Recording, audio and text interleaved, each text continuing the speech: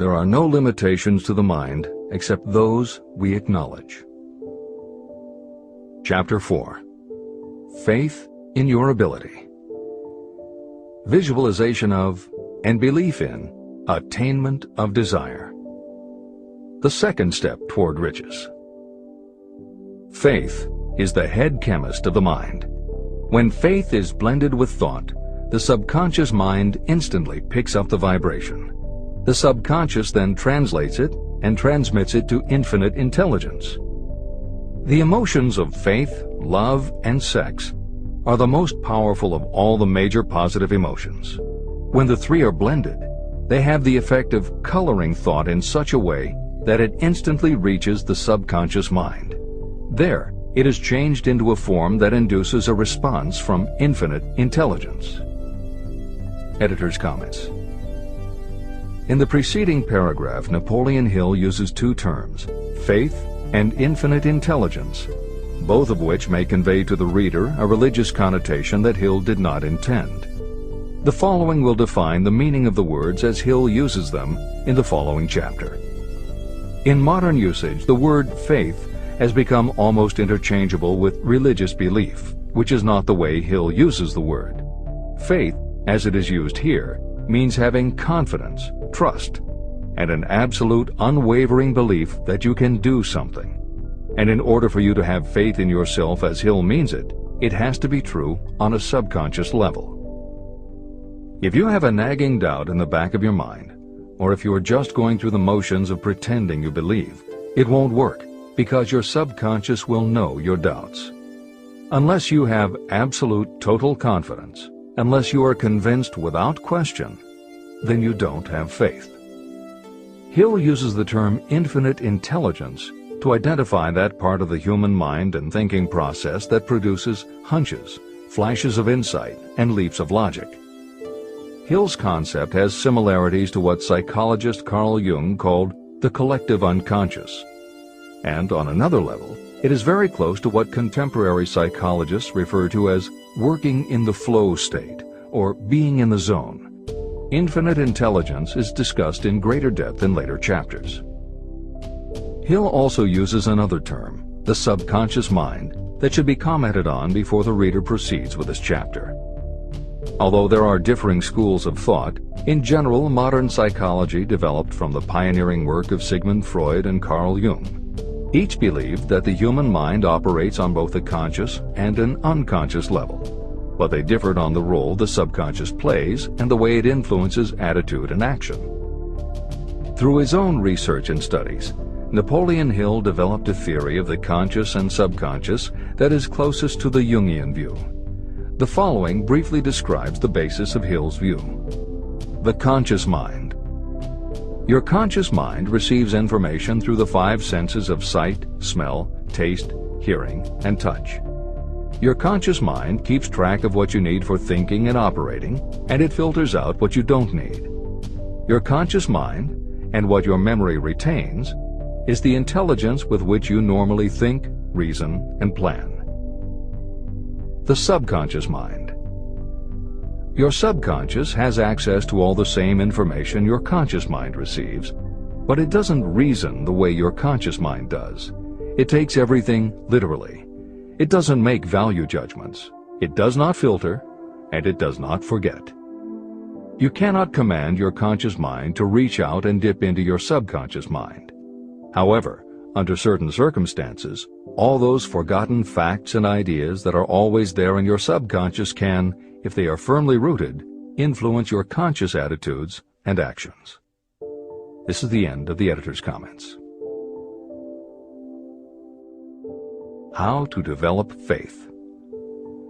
The following statement is very important in understanding the importance of autosuggestion in the transmutation of desire into its physical or monetary equivalent, namely, faith is a state of mind that may be induced or created by affirmation or repeated instructions to the subconscious mind through the principle of autosuggestion. The repetition of affirmations is like giving orders to your subconscious mind, and it is the only known method of voluntary development of the emotion of faith, absolute belief that you can do something. As an illustration, consider why you're reading this book. You want to acquire the ability to transmute the intangible thought impulse of desire into its physical counterpart, money. By following the instructions laid down in the later chapters on autosuggestion and the subconscious mind, you will learn techniques to convince your subconscious mind that you believe you will receive that for which you ask. Your subconscious will act upon that belief and pass it back to you in the form of faith, followed by definite plans for procuring that which you desire. Faith in yourself and your abilities is a state of mind that you will be able to develop at will after you have mastered the 13 principles in this book.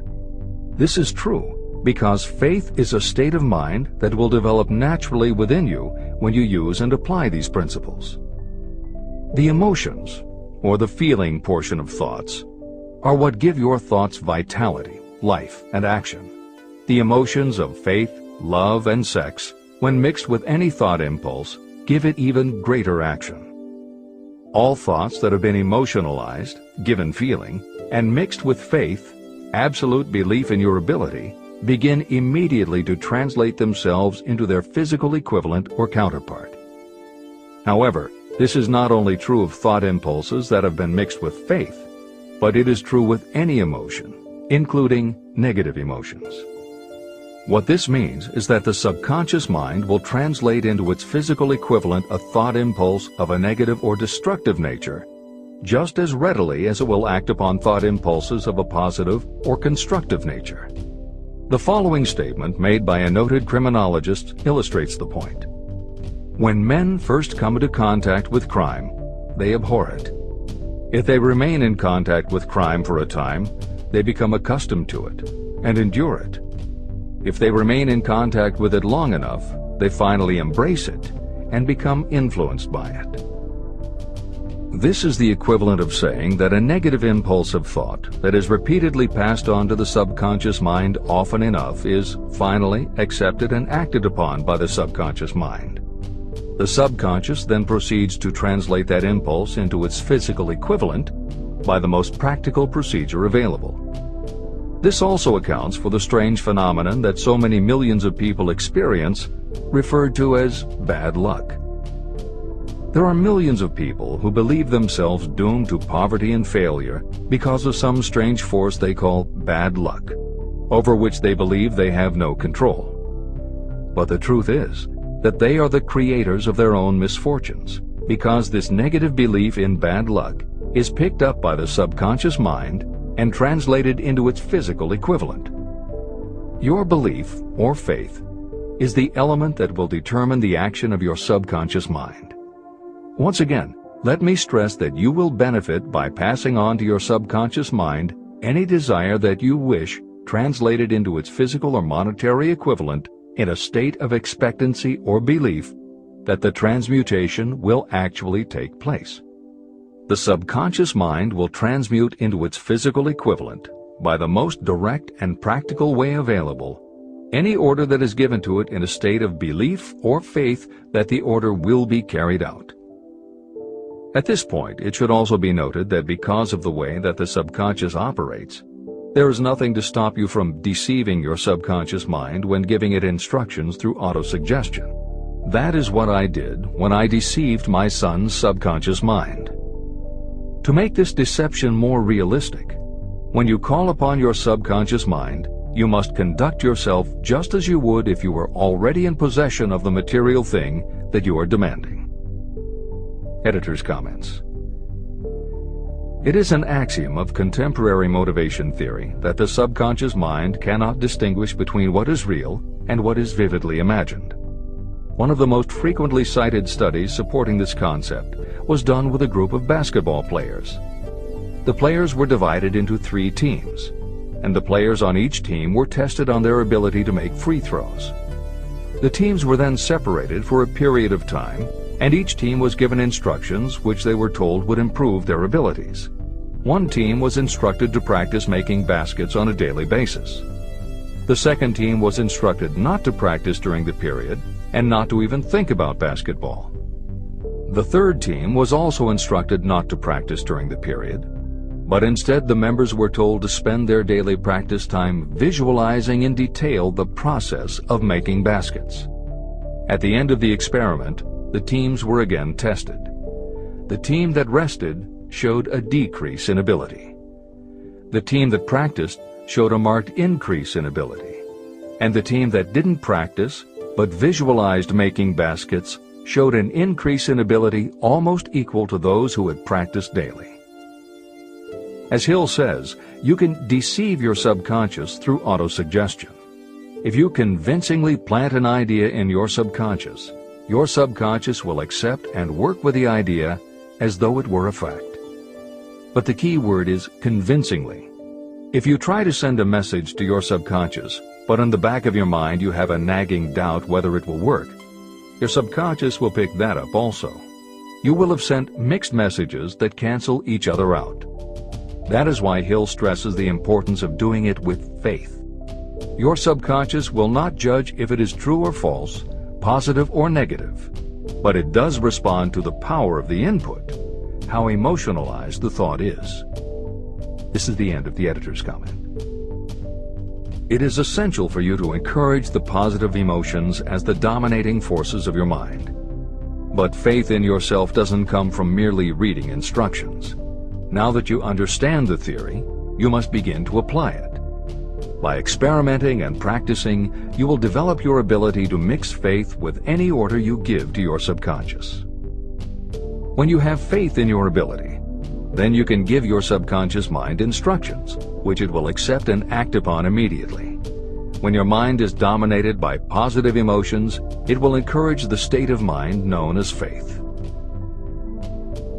Faith in yourself is a state of mind that you can create by autosuggestion. All through the ages, religious leaders have admonished people to have faith. They say to have faith in this, that, and the other dogma or creed, but they have failed to tell people how to have faith. They have not stated that faith is a state of mind that may be induced by self-suggestion. In language that anyone can understand, this book explains the principle through which faith in your ability to accomplish a goal may be developed where it does not already exist. Before we begin, you should be reminded again that faith is the eternal elixir that gives life, power, and action to the impulse of thought. Faith is the starting point of all accumulation of riches. Faith is the basis of all miracles and of all mysteries that cannot be analyzed by the rules of science. Faith is the only known antidote for failure. Faith is the element that, when mixed with desire, gives you direct communication with infinite intelligence. Faith is the element that transforms the ordinary vibration of thought created by the human mind into the spiritual equivalent. Faith is the only way the force of infinite intelligence can be harnessed and used. The magic of self-suggestion. It is a fact that you will come to believe whatever you repeat to yourself, whether the statement is true or false. If you repeat a lie over and over, you will eventually accept that lie as truth. Moreover, you will believe it to be the truth. You are what you are because of the dominating thoughts that you permit to occupy your mind. Thoughts that you deliberately place in your own mind and encourage with sympathy, and with which you mix any one or more of the emotions, constitute the motivating forces that direct and control your every movement, act, and deed. The following sentence is a very significant statement of truth. Thoughts that are mixed with any of the feelings of emotions become like a magnetic force, which attracts other similar or related thoughts. A thought that is magnetized with one of the emotions may be compared to a seed. When it is planted in fertile soil, it germinates, grows, and multiplies itself over and over again. What was originally one small seed becomes countless millions of seeds of the same kind. The human mind is constantly attracting vibrations that are in sync with whatever dominates the mind. Any thought, idea, plan, or purpose that you hold in your mind attracts a host of its relatives. Add these relatives to its own force, and it grows until it becomes the prime motivator of the person in whose mind it has been housed. Now, let us go back to the starting point. How can the original seed of an idea, plan, or purpose be planted in the mind? The answer? Any idea, plan, or purpose may be placed in the mind through repetition of thought. This is why you're asked to write out a statement of your major purpose, or definite chief aim. Commit it to memory, and repeat it out loud, day after day, until these vibrations of sound have reached your subconscious mind. You are what you are because of the dominating thoughts that you permit to occupy your mind. If you choose to, you can throw off any bad influences from your past and build your own life the way you want it to be. For instance, by taking inventory of your mental assets and liabilities, you might discover that your greatest weakness is lack of self-confidence. This can be overcome and translated into courage through the principle of autosuggestion. You can do this by writing out a set of simply stated positive thought impulses, memorizing them, and repeating them until they become a part of the working equipment of your subconscious mind. The following is an example for someone whose definite purpose is to overcome a lack of self-confidence. Self-confidence formula. 1. I know that I have the ability to achieve the object of my definite purpose in life. Therefore, I demand of myself persistent, continuous action toward its attainment, and I here and now promise to render such action. 2. I realize the dominating thoughts of my mind will eventually reproduce themselves in outward physical action and gradually transform themselves into physical reality. Therefore, I will concentrate my thoughts for 30 minutes each day, visualizing the person I intend to become. In this way, I will create in my mind a clear mental picture. 3. I know, through the principle of autosuggestion, that any desire I persistently hold in my mind will eventually find some practical means of attaining my objective. Therefore, I will devote 10 minutes daily to demanding of myself the development of self-confidence. 4. I have clearly written down a description of my definite chief aim in life, and I will never stop trying until I have developed sufficient self-confidence for its attainment. 5. I fully realize that no wealth or position can last unless it is built upon truth and justice.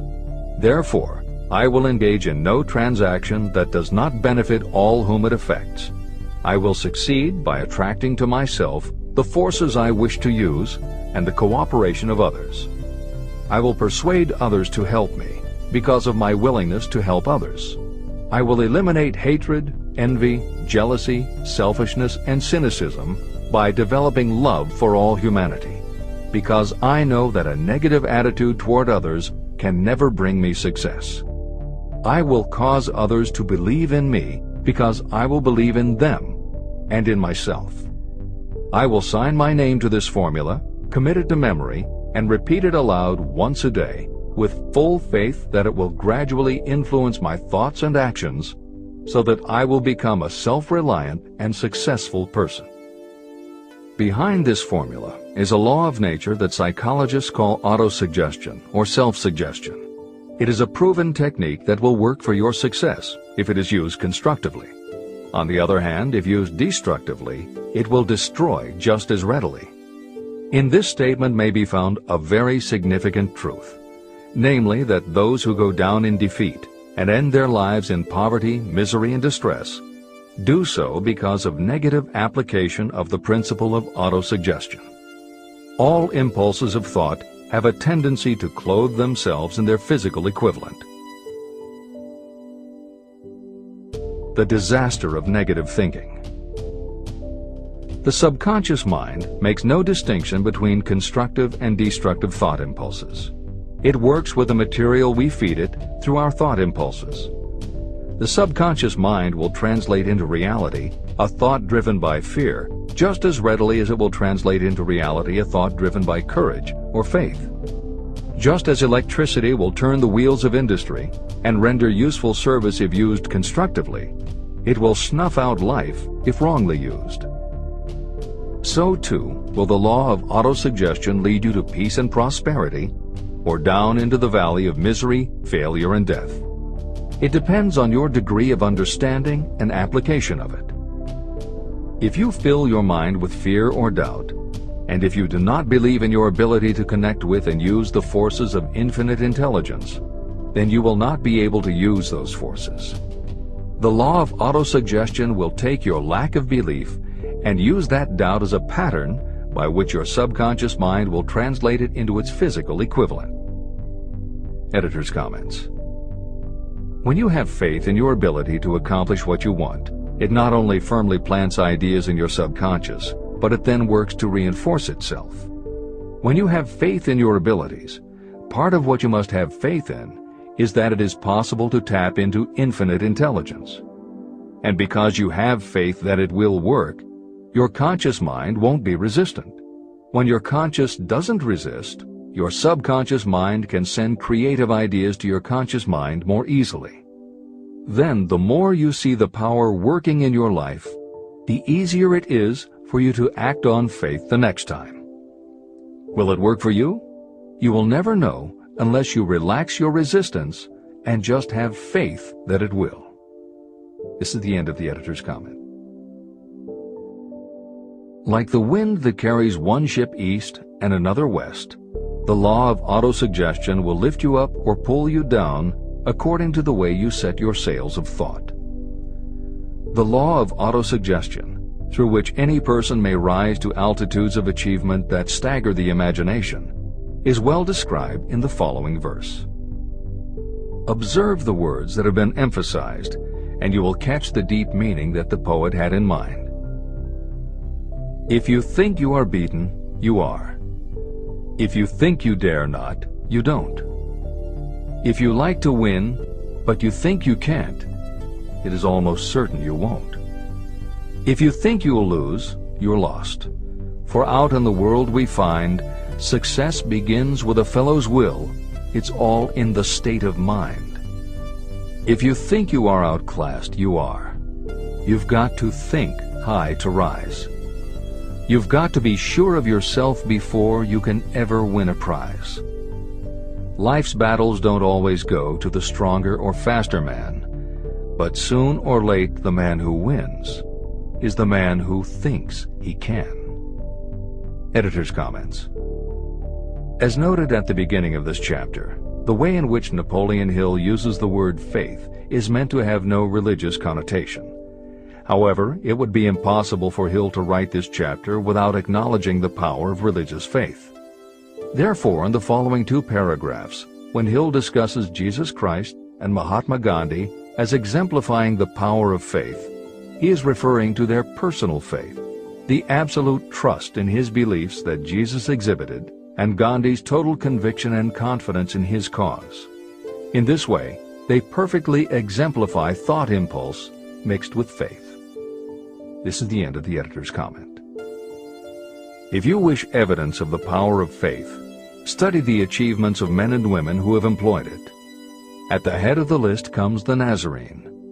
The basis of Christianity is faith, no matter how many people may have perverted or misinterpreted the meaning of this great force.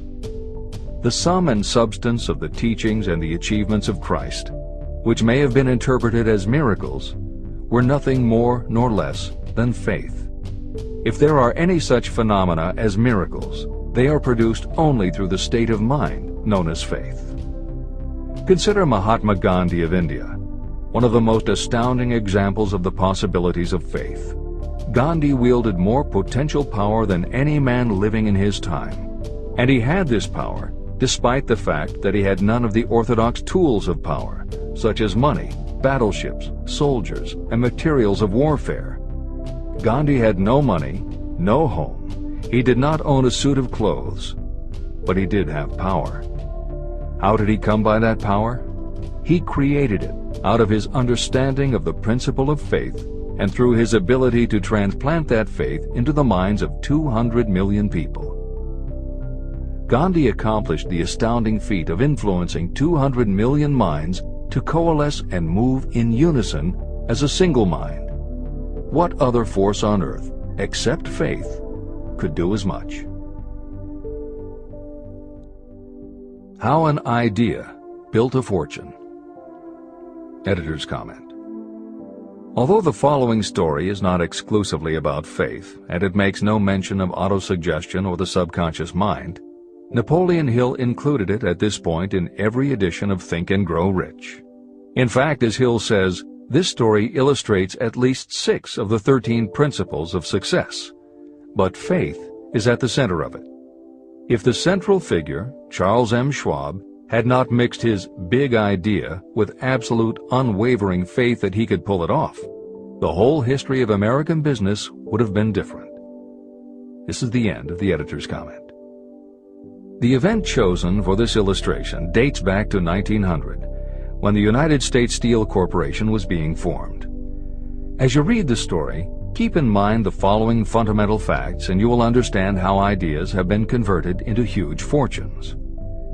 First, the United States Steel Corporation was born in the mind of Charles M. Schwab in the form of an idea he created through his imagination. Second, he mixed faith with his idea.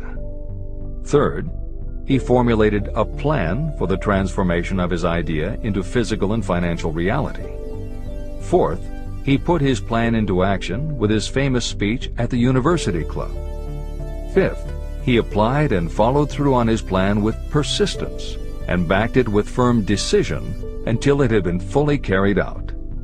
Sixth, he prepared the way for success by a burning desire for success.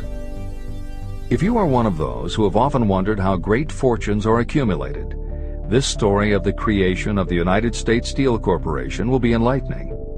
If you have any doubt that a person can think and grow rich, this story should dispel that doubt. You can plainly see in the story of United States Steel the application of a major portion of the principles described in this book. This astounding description of the power of an idea was dramatically told by John Lowell in the New York World Telegram, with whose courtesy it is here reprinted. Editor's comments. In order for the modern reader to fully appreciate the following newspaper story, it is appropriate at this point to provide some background information about the main players. Charles M. Schwab was Andrew Carnegie's right-hand man and president of the Carnegie Steel Corporation. Andrew Carnegie was a wealthy and powerful steel baron whose company controlled 25% of the iron and steel production in America. J.P. Morgan was a wealthy and powerful Wall Street banker whose company had arranged the financing for many of the major industrial companies in America at the beginning of the 20th century. All the reader needs to know about the other men mentioned in the story is that at the beginning of the 20th century, finance, business, and industry were dominated by a few hundred men, most of whom had amassed great fortunes through some connection with the railroads that had opened the country. These people were well known to readers of the New York World Telegram because of their financial influence. And that sets the stage for the following newspaper article, which is not only a fascinating story about the power of faith in an idea, but also a wonderful example of the irreverent writing style that was used by many newspaper journalists of the day. This is the end of the editor's comment. A pretty after-dinner speech for $1 billion. When on the evening of December 12, 1900, some 80 of the nation's financial nobility gathered in the banquet hall of the University Club on Fifth Avenue to do honor to a young man from out of the West, not half a dozen of the guests realized they were to witness the most significant episode in American industrial history. J. Edward Simmons and Charles Stewart Smith, their hearts full of gratitude for the lavish hospitality bestowed on them by Charles M. Schwab during a recent visit to Pittsburgh, had arranged the dinner to introduce the 38-year-old steel man to Eastern banking society. But they didn't expect him to stampede the convention. They warned him, in fact, that the bosoms within New York's stuffed shirts would not be responsive to oratory, and that if he didn't want to bore the Stillmans and Harrimans and Vanderbilts, he had better limit himself to 15 or 20 minutes of polite vaporings and let it go at that. Even John Pierpont Morgan, sitting on the right hand of Schwab as became his imperial dignity, intended to grace the banquet table with his presence only briefly. and so far as the press and public were concerned, the whole affair was of so little moment that no mention of it found its way into print the next day. So the two hosts and their distinguished guests ate their way through the usual 7 or 8 courses. There was little conversation, and what there was of it was restrained. Few of the bankers and brokers had met Schwab, whose career had flowered along the banks of the Monongahela, and none knew him well. But before the evening was over, they, and with them Money Master Morgan, were to be swept off their feet, and a billion-dollar baby, the United States Steel Corporation, was to be conceived. It is perhaps unfortunate for the sake of history that no record of Charlie Schwab's speech at the dinner ever was made. It is probable, however, that it was a homely speech, somewhat ungrammatical, for the niceties of language never bothered Schwab, full of epigram and threaded with wit. But aside from that, it had a galvanic force and effect upon the 5 billions of estimated capital that was represented by the diners. After it was over, and the gathering was still under its spell, although Schwab had talked for 90 minutes, Morgan led the orator to a recessed window where, dangling their legs from the high, uncomfortable seat, they talked for an hour more. The magic of the Schwab personality had been turned on full force, but what was more important and lasting was the full-fledged, clear-cut program he laid down for the aggrandizement of steel. Many other men had tried to interest Morgan in slapping together a steel trust after the pattern of the biscuit, wire and hoop, sugar, rubber, whiskey, oil, or chewing gum combinations. Editor's comments. The Random House College Dictionary defines a trust as an illegal combination of industrial or commercial companies in which the stock is controlled by a central board of trustees, thus making it possible to control prices and destroy competition. Many of America's new industrial companies had grown so quickly that they were not yet profitable. They were saddled with huge debt incurred in raising the capital to finance their rapid expansion, and at the same time they were faced with having to cut costs and slash prices or go out of business. The answer for many was to join up with others in related industries to form what were called trusts or combinations. Although trusts were illegal since the passage of the Sherman Antitrust Act in 1890, companies still tried to find ways to monopolize their industries, and if their efforts weren't technically trusts, they were something very close.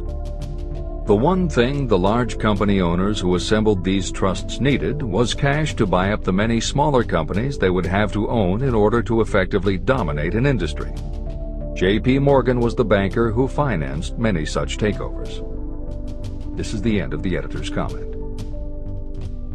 John W. Gates, the gambler, had urged it, but Morgan distrusted him. The Moore boys, Bill and Jim, Chicago stock jobbers who had glued together a match trust and a cracker corporation, had urged it and failed. Elbert H. Gary, the sanctimonious country lawyer, wanted to foster it, but he wasn't big enough to be impressive. Until Schwab's eloquence took J.P. Morgan to the heights from which he could visualize the solid results of the most daring financial undertaking ever conceived, the project was regarded as a delirious dream of easy money crackpots. The financial magnetism that began a generation ago to attract thousands of small and sometimes inefficiently managed companies into large and competition-crushing combinations had become operative in the steel world through the devices of that jovial business pirate, John W. Gates. Gates already had formed the American Steel and Wire Company out of a chain of small concerns, and together with Morgan had created the Federal Steel Company. But by the side of Andrew Carnegie's gigantic vertical trust, a trust owned and operated by 53 partners, those other combinations were picayune.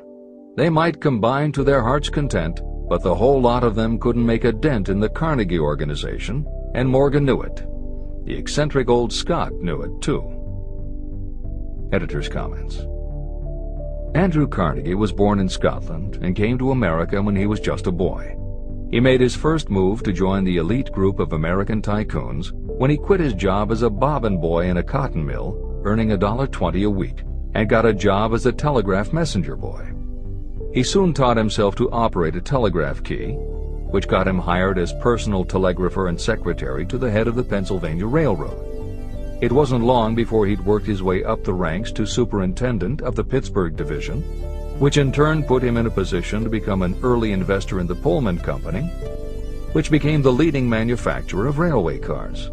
Carnegie's investment in Pullman and some successful real estate ventures gave him the capital to go into business for himself.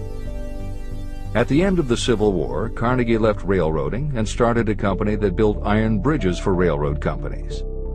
From building iron bridges, it was a short step to starting his own steel mill, which led him to acquire control of other steel mills, then his own coal fields to supply his smelters, then his own ore boats and rail lines to haul the ore and coal.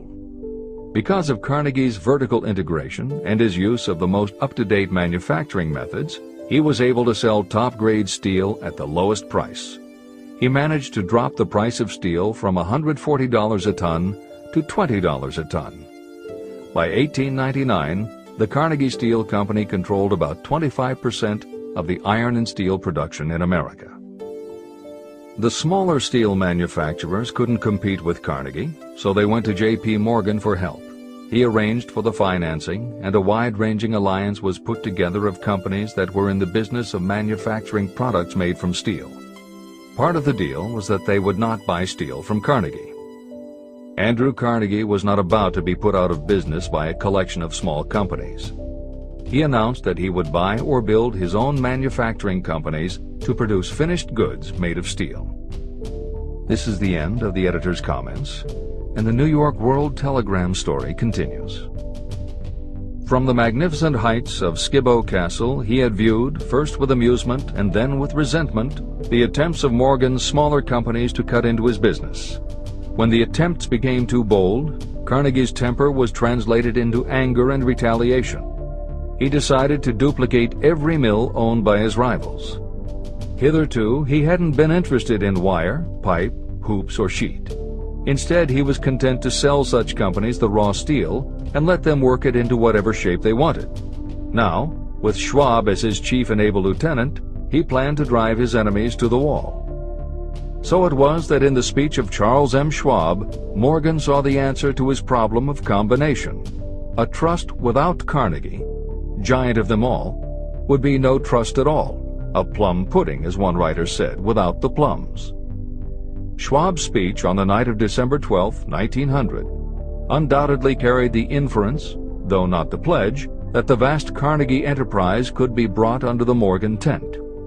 He talked of the world future for steel, of reorganization for efficiency, of specialization, of the scrapping of unsuccessful mills and concentration of effort on the flourishing properties, of economies in the ore traffic, of economies in overhead and administrative departments, of capturing foreign markets. More than that, he told the buccaneers among them wherein lay the errors of their customary piracy.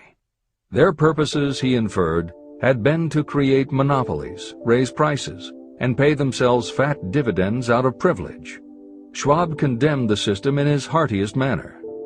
The short-sightedness of such a policy, he told his hearers, lay in the fact that it restricted the market in an era when everything cried for expansion. By cheapening the cost of steel, he argued, an ever-expanding market would be created. More uses for steel would be devised, and a goodly portion of the world trade could be captured. Actually, though he did not know it, Schwab was an apostle of modern mass production. Editor's comments. For J.P. Morgan, all of Schwab's talk about economies of scale and expanding markets meant only one thing. Until that night, it was assumed that Andrew Carnegie would continue building his own manufacturing companies to compete with the steel trusts that Morgan had helped put together. Morgan knew that for Carnegie to do so would require an enormous amount of capital, and Morgan also knew that Carnegie had always been strongly against raising money by selling stock in his company. What Schwab seemed to be implying was that rather than going to Wall Street for the money needed to fight the trusts, Carnegie might be interested in selling his business. This is the end of the editor's comment.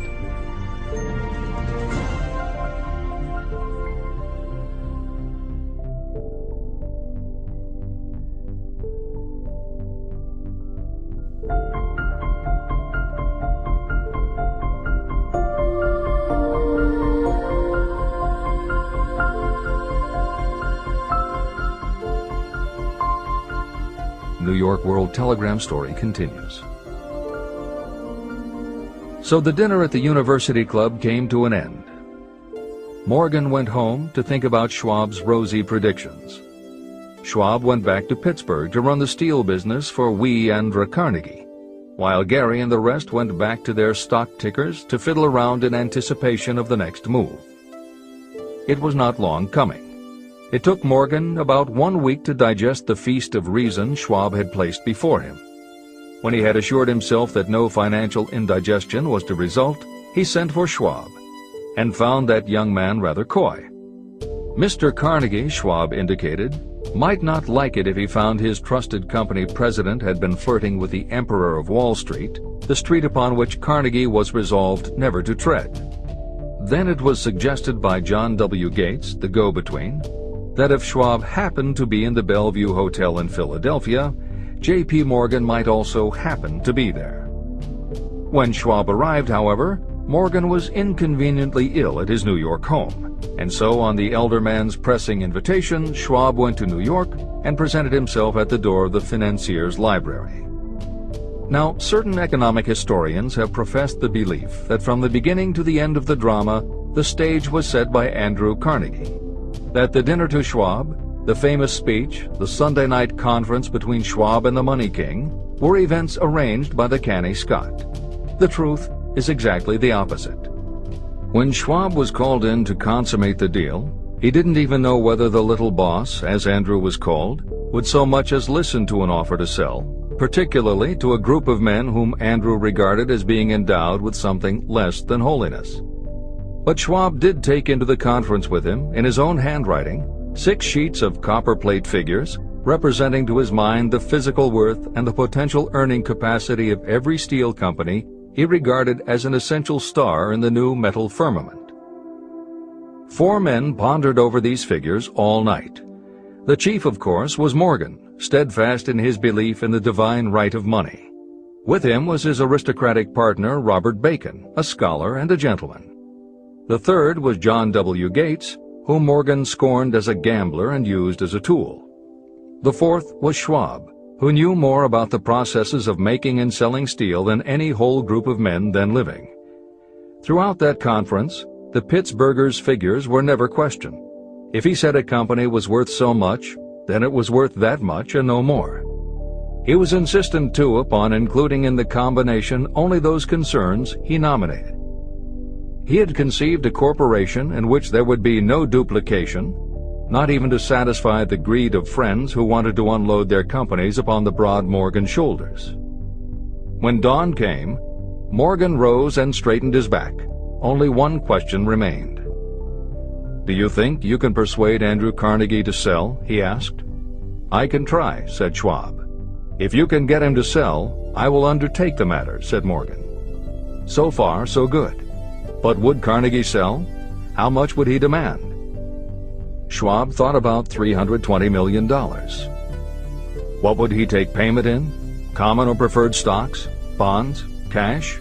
Nobody could raise $350 million in cash. There was a golf game in January on the frost-cracking heath of the St. Andrews Links in Westchester, with Andrew bundled up in sweaters against the cold and Charlie talking volubly as usual to keep his spirits up. But no word of business was mentioned until the pair sat down in the cozy warmth of the Carnegie cottage nearby. Then, with the same persuasiveness that had hypnotized 80 millionaires at the University Club, Schwab poured out the glittering promises of retirement and comfort, of untold millions to satisfy the old man's social caprices. Carnegie capitulated, wrote a figure on a slip of paper, handed it to Schwab and said, "All right, that's what we'll sell for." The figure was approximately $400 million, and was reached by taking the $320 million mentioned by Schwab as a basic figure, and adding to it $80 million to represent the increased capital value over the previous 2 years. Later, on the deck of a transatlantic liner, the Scotsman said ruefully to Morgan, "I wish I had asked you for $100 million more." "If you had asked for it, you'd have gotten it," Morgan told him cheerfully. There was an uproar, of course. A British correspondent cabled that the foreign steel world was appalled by the gigantic combination. President Hadley of Yale declared that unless trusts were regulated, the country might expect an emperor in Washington within the next 25 years. But that able stock manipulator Keene went at his work of shoving the new stock at the public so vigorously that all the excess water, estimated by some at nearly $600 million, was absorbed in a twinkling.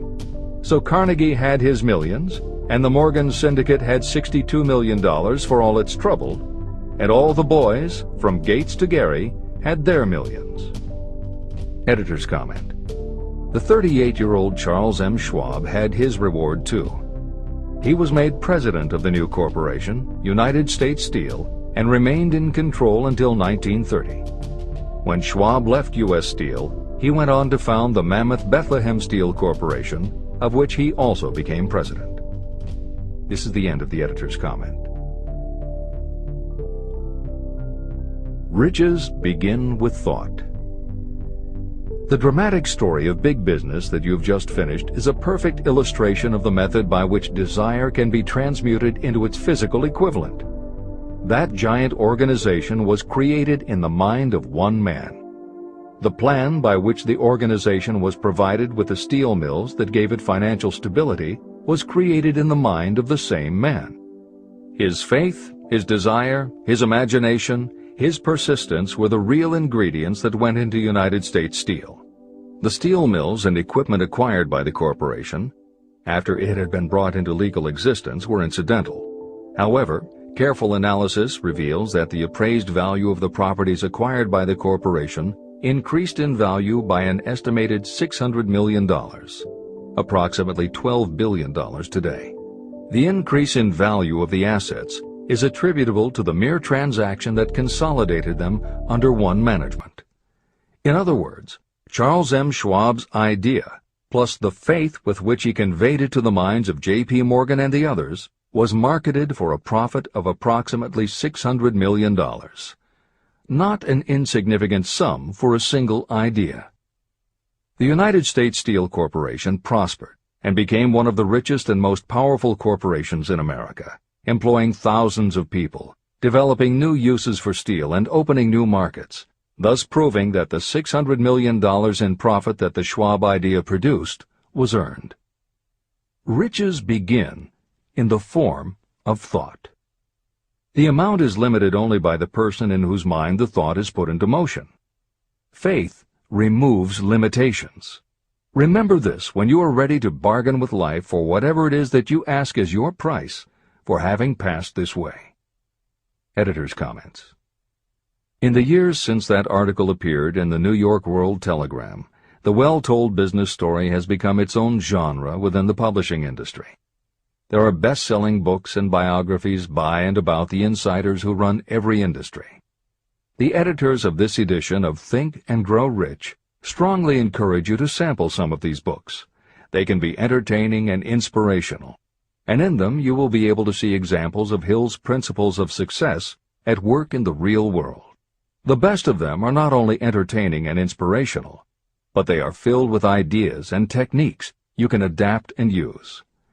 There are literally too many bestsellers from which to select a best-of listing for inclusion here. Any such choice the editors might make would not necessarily be the best, but merely reflective of the interests of the person doing the choosing. However, there are two books the editors recommend that are not by or about a single individual or industry.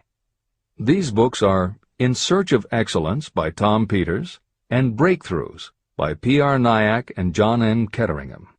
Each of these books deals with a broad spectrum of industries, and within each industry they single out certain companies and individuals for analysis. Both were published at the beginning of the business book trend in the 1980s, but there are few books since then that better convey the importance of faith in a good idea. In Search of Excellence, chosen by a panel of experts as the most influential book of the past 20 years, was a runaway bestseller and will likely be in print for years to come. Breakthroughs may be harder to find, but it will be well worth the effort. This is the end of the editor's comments. We have come to the end of the book. Thank you for staying around. Subscribe to receive notifications of the latest audiobooks. And like if you enjoyed the video. See you soon.